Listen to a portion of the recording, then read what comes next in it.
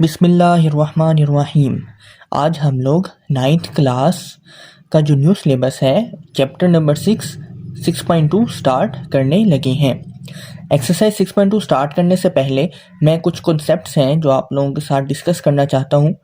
ये कॉन्सेप्ट्स 6.2 और जो रिमेनिंग चैप्टर है ना उस सारे के अंदर ये कॉन्सेप्ट्स यूज़ होंगे, तो हमें इन चीज़ों को अच्छे से समझना होगा। ठीक है, यहाँ पे आपके सामने मेरे पास दो ट्राइंगल्स बने हुए हैं। यहाँ पे मेरे पास दो ट्राइंगल्स बने हुए हैं और दोनों ट्राइंगल्स डिफरेंट शेप्स के हैं, डिफरेंट साइजेस के हैं। एक ये वाला ट्राइंगल है और एक ये वाला ट्राइंगल है।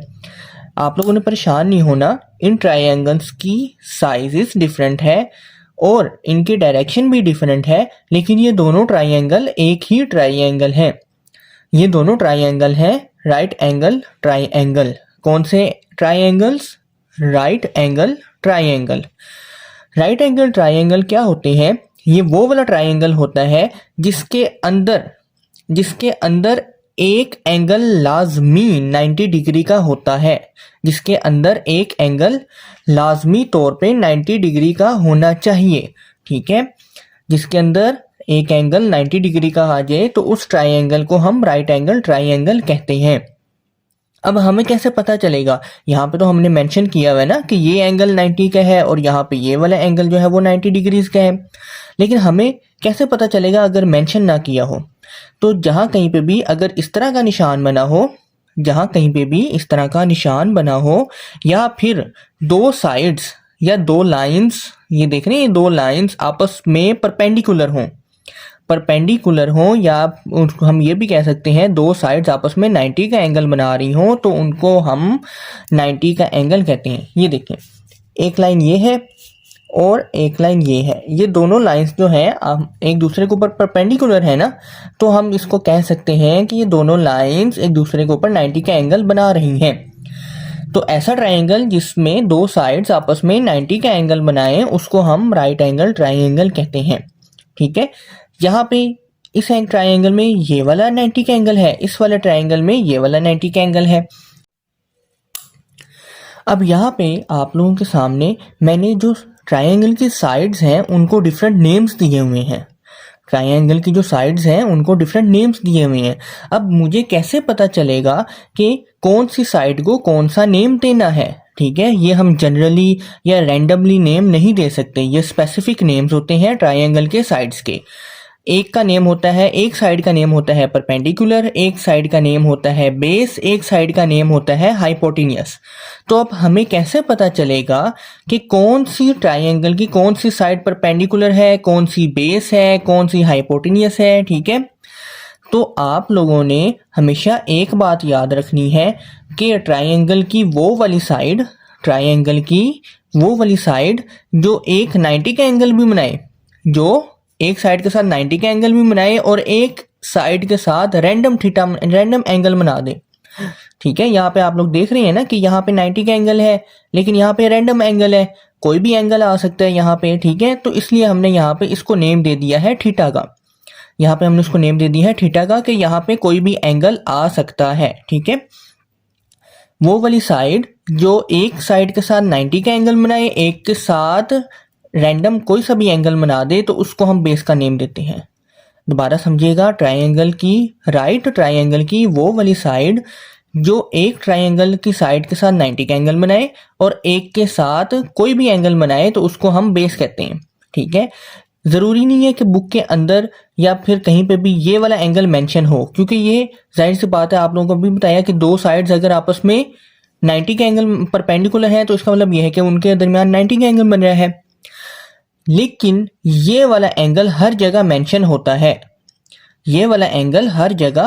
होता है, ठीक है, तो ट्राइंगल की वो वाली साइड जो एक 90 का एंगल बनाती है और एक कोई सा भी एंगल बनाती है उसको हम बेस कहते हैं। ठीक है, बेस के साथ जो 90 का एंगल बनाती है, बेस के साथ वो साइड जो 90 का एंगल बनाती है उस साइड को हम परपेंडिकुलर कहते हैं, और बेस के साथ वो वाली साइड जो रैंडम एंगल बना रही होती है, जहाँ पे कोई भी एंगल आ सकता है, उस साइड को हम हाइपोटेन्यूस कहते हैं। दोबारा समझें, वो ट्रायंगल की वो वाली साइड जो एक के साथ 90 का एंगल बनाए, दूसरे के साथ कोई सा भी एंगल बना दे, तो उसको हम बेस कहते हैं। और ट्रायंगल की वो वाली साइड जो बेस के साथ 90 का एंगल बनाए, जो बेस के साथ 90 का एंगल बनाए, उसको परपेंडिकुलर कहते हैं। और वो वाली साइड जो बेस के साथ कोई सा भी एंगल बना दे, तो उसको हम हाइपोटेनियस कहते हैं। ठीक है, अब इस वाले ट्रायंगल में समझते हैं। ये देखें, यहाँ पे ये 90 का एंगल बन रहा है। ठीक है, अब यहाँ पे मेरे पास दो साइड्स ऐसी हैं जो 90 का एंगल बना रही है।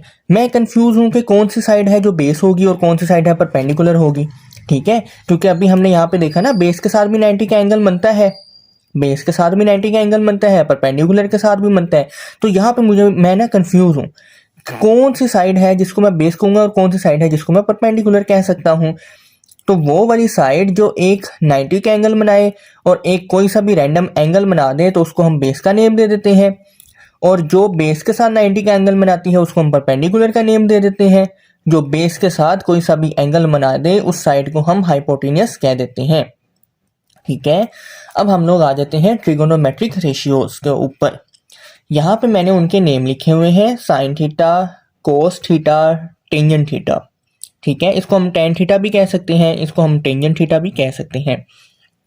तो यहाँ पे हमारे पास 6 रेशियोज होती हैं, sine theta, cos theta, tangent theta, cos theta, secant theta and cot theta. ठीक है, ये हमारे पास 6 ट्रिगोनोमेट्रिक रेशियोज होती हैं। इनके फॉर्मूलाज भी होते हैं जो सामने लिखे हुए हैं, वो फॉर्मूलाज भी आपने याद रखने हैं और ये रेशियोज भी आपने याद रखनी है। सबसे पहले रेशियो हमारे पास आ जाती है साइन थीटा। कौन सी आ जाती है? साइन थीटा की। साइन थीटा किसके बराबर होता है? साइन थीटा बराबर होता है परपेंडिकुलर ओवर हाइपोटेनियस के। साइन थीटा किसका बराबर होगा? Perpendicular over hypotenuse. Cos theta किसका बराबर होगा? Base over hypotenuse. और टेंजेंट थीटा किसका बराबर होगा? इस टेंजेंट थीटा के हमारे पास दो फॉर्मूलाज आते हैं, एक ये sine theta over cos theta, या फिर हम टेंजेंट थीटा का ये वाला फॉर्मूला भी यूज कर सकते हैं, perpendicular over base, perpendicular divided by base. ठीक है, ये 3 रेशियोज हैं हमारे पास। अब इन तीनों रेशियोज के हमारे पास उलट भी होते हैं, इन तीनों रेशियोज के हमारे पास उलट भी होते हैं, जिसको हम मैथ्स में इनवर्सिस कहते हैं, इनवर्स कहते हैं। मैथ्स में हम उलट को क्या कहते हैं? इनवर्स। ठीक है, अब यहाँ पे साइन थीटा का जो इनवर्स है वो है कोस थीटा, कोस थीटा का जो इनवर्स है वो है सीकेंट थीटा, टेंजेंट थीटा का जो इनवर्स है वो है कोट थीटा। ये आपको याद करना पड़ेगा। अब यहाँ पे साइन थीटा किसके बराबर है? परपेंडिकुलर ओवर हाइपोटेनियस के। तो कोसिकेंट किसका उलट है? साइन का। तो कोसिकेंट किसका उलट है? साइन का। तो यहाँ पे जो वैल्यूज हैं वो उलट जाएंगी। ठीक है, यहाँ पे मैंने मेंशन भी किया हुआ है। कोसिकेंट किसका उलट होता है साइन थीटा का। तो यहाँ पे मैंने 1 ओवर साइन थीटा लिख दी है। तो ये बराबर आ जाएगा हाइपोटेनियस ओवर परपेंडिकुलर के। यहाँ पे आप लोग देख सकते हैं साइन की क्या वैल्यू है? Perpendicular over hypotenuse. कोसिकेंट की क्या वैल्यू है? Hypotenuse over perpendicular. यानी कि इसकी जो वैल्यू है वो उलट जाएगी, इनवर्स हो जाएगी, तो मेरे पास कोसिकेंट थीटा आ जाएगा। अब कोस थीटा का इनवर्स यानी कि जो कोस थीटा है उसका उलट क्या होता है मेरे पास? Secant theta. कोस की वैल्यू क्या है? Base over hypotenuse. तो यहाँ पे सीकेंट थीटा की वैल्यू क्या हो जाएगी? Hypotenuse over base. यानी कि कोसिकेंट का मैं उलट कर दूंगा, कोसिकेंट का मैं उलट कर दूंगा, कोस नीचे आ जाएगा। तो यहाँ पे ये वो जो फॉर्मूला है वो भी उलट हो जाएगा। तो ये फॉर्मूला फिर किसका बन जाएगा? ये सीकेंट थीटा का बन जाएगा। टेंजेंट थीटा, यहाँ पे हमारे पास 2 फॉर्मूलाज हैं, दोनों को हम उल्टा देंगे यानी कि इनवर्स कर देंगे। तो यहाँ पे कोस ऊपर चला जाएगा, साइन नीचे आ जाएगा। ये देखें, कोस ऊपर चला गया, साइन नीचे आ गया। इसका दूसरा फॉर्मूला है उसको भी उल्टा देंगे, तो बेस ऊपर आ गई और परपेंडिकुलर नीचे आ गया। ये देखें, यहाँ पे परपेंडिकुलर ऊपर था, लेकिन कोट जो कि टेंजेंट का इनवर्स है, तो उसका परपेंडिकुलर वाली साइड नीचे आ गई, बेस वाली साइड इस साइड यहाँ पे नीचे है, तो यहाँ पे बेस वाली साइड ऊपर चली गई। ऐसा क्यों किया? क्योंकि कोट क्या है? इनवर्स है, उलट है किसका? टेंजेंट का। सीकेंट उलट है कोस का, और कोसिकेंट उलट है साइन थीटा का। आपने ये सारे फॉर्मूलाज, ये जो रेशियोज हैं, इनके नेम और इनके इन्वर्सेस आपको याद करने पड़ेंगे। इसके बगैर 6.2 और रिमेनिंग चैप्टर नहीं होगा। आज के लेक्चर के लिए इतना ही काफ़ी है। इन चीज़ों को अच्छे से याद कीजिए। नेक्स्ट लेक्चर के अंदर इंशाल्लाह इनको हम एक्सरसाइज के अंदर अप्लाई करेंगे। लेक्चर अच्छा लगा हो, वीडियो पसंद आई हो तो वीडियो को लाइक ज़रूर कीजिएगा और चैनल को सब्सक्राइब कर दीजिएगा ताकि आने वाला हर लेक्चर आप लोगों के साथ शेयर हो सके। जज़ाकल्लाह।